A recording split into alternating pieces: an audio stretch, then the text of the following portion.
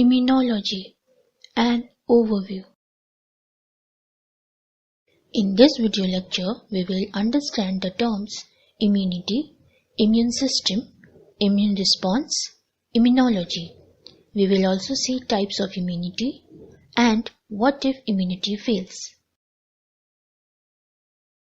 Immunity is defined as the general ability of a host to resist infections or diseases.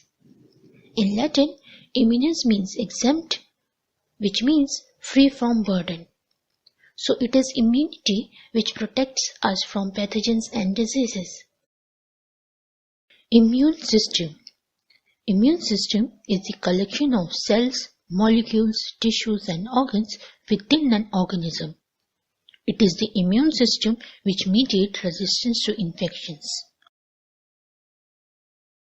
These components of the immune system work together to prevent access of pathogens to the body. And if an infection has been established, then it tries to neutralize or eradicate it. Let us now understand the term immune response. Immune response is defined as the coordinated reaction of the host immune system to foreign agent or pathogen.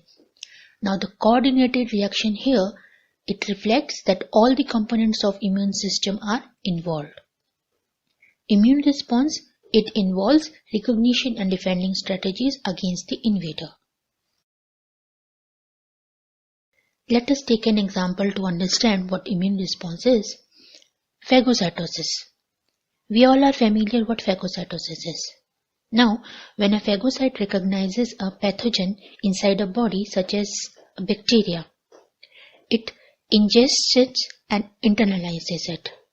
And then in a separate compartment, microbial killing takes place.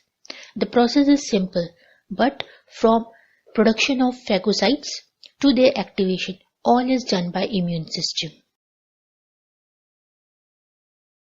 Immunology, the science which studies all the aspects of the immune system, that is, its structure and function, immune responses to infections or diseases, and disorders of the immune system.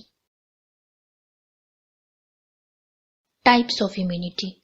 Immunity is of two types, innate immunity and acquired immunity. Acquired immunity, we also know it as adaptive immunity. Let us first study innate immunity. Innate immunity forms the first line of defense and second line of defense. We will also see what these lines of defenses are. Innate immunity. In Latin, innate means inborn. That means it is present at birth. Innate immunity is determined by genetic factors. For example, skin. Our skin is a barrier to pathogens. The sweat glands and oil glands which are present beneath the skin, they secrete antimicrobial substances. Innate immunity is also known as native or natural immunity. It provides an early defense against infections. Another important characteristic of innate immunity is that it recognizes and provides defense against a wide variety of infectious agents.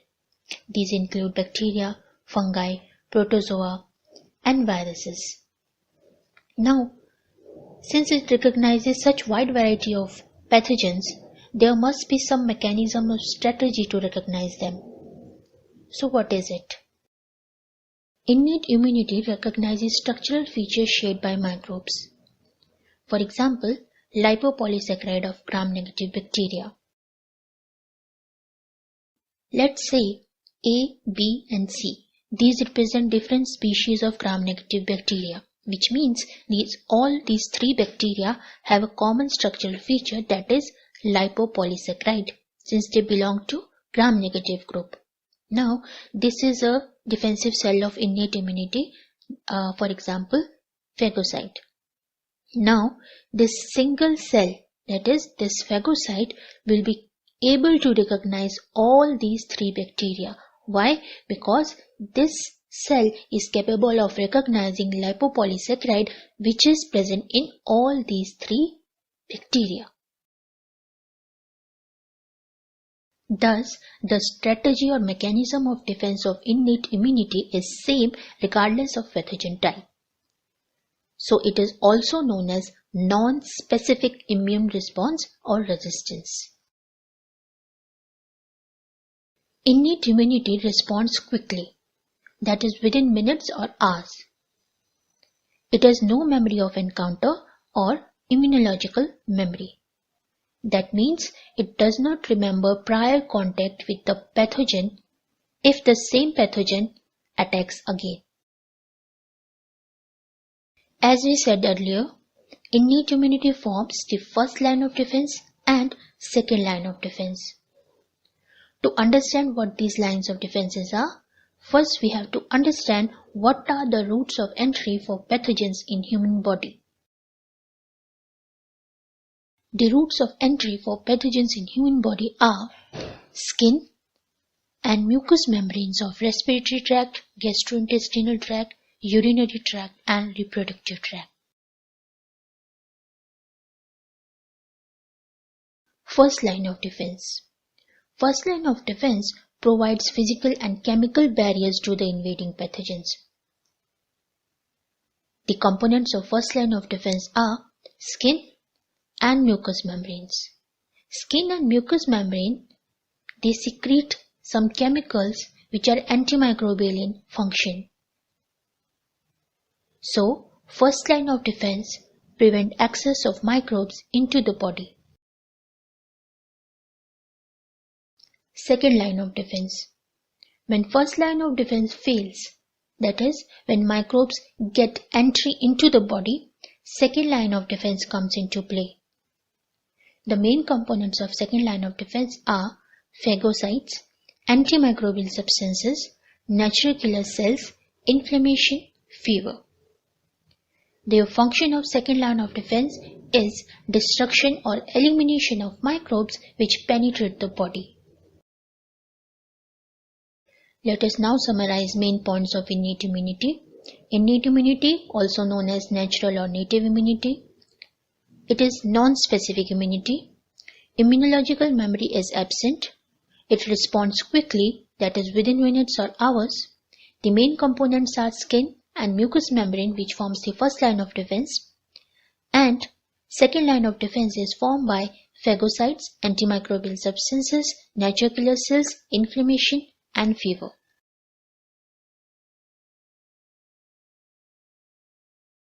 Let us now study acquired immunity, which is commonly known as adaptive immunity. Acquired immunity forms the third line of defense. Acquired immunity. It is the immunity which an individual acquires during life. That is, it is acquired after birth. Acquired immunity is also known as adaptive immunity. Now, when a microbe is encountered by our adaptive immune system, it learns the most effective way to deal with it.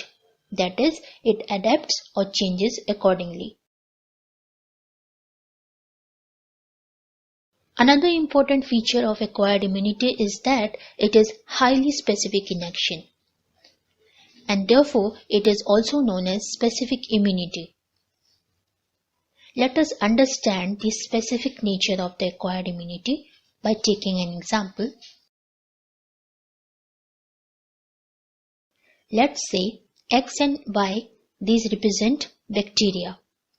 Now when there is an infection by bacteria X, adaptive immune system will activate a set of cells which will be specific to bacteria X only.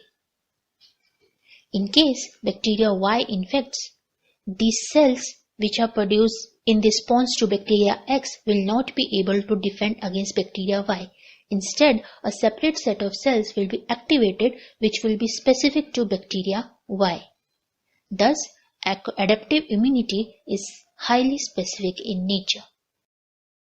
Immunological memory is present in acquired immunity. That means it remembers the previous encounter with the pathogen, and when the same pathogen attacks again, it reacts more quickly and efficiently. Acquired immunity is a slower response since it takes days to develop, but it is a long-lasting immune response. Main components of acquired immunity are B lymphocytes, also known as B cell, T lymphocytes or T cells, and antigen-presenting cells. Let us now summarize the main points of acquired immunity. Acquired immunity, also known as adaptive immunity. It is specific immunity. Immunological memory is present. It is a slower but long-lasting immune response. Main components of acquired immunity are antigen-presenting cells, B cells, T cells. At this point of our lecture, we need to understand the term antigen, since we will be using this term often in our coming video lectures. Now, we are saying that our immune system recognizes the pathogen. So, does it recognize the whole pathogen? No. Then what does it recognize? To know the answer, let us zoom in the microbial surface. Here, you can see some protruding structures. These structures are known as antigens. So, what are antigens? Antigens are molecules or substances which are recognized by the immune system.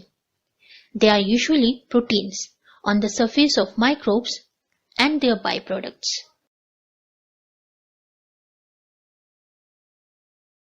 So, now we understand that whenever a pathogen tries to invade our body, it is encountered by our immune system. Our immune system provides a series of barriers to the invading pathogens, and these barriers are first line of defense, which is formed by skin and mucous membrane, second line of defense, which is formed by phagocyte, antimicrobial substances, inflammation, fever, and third line of defense, which is formed by T cells, B cells, and antigen presenting cells.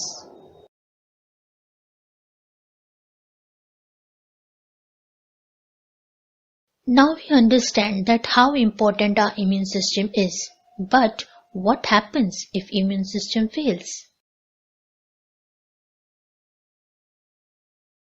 One of the consequences of immune system failure is allergy. In allergy, immune system overreacts. The immune system of some people is very sensitive to the substances which are generally harmless in most people. But the immune system of the affected individual considers that substance as dangerous and reacts. Another consequence of immune system failure is autoimmune disease. In autoimmune disease, immune system attacks self. That means it attacks and damages its own tissues. Well-known example is rheumatoid arthritis, where the immune system attacks the joints.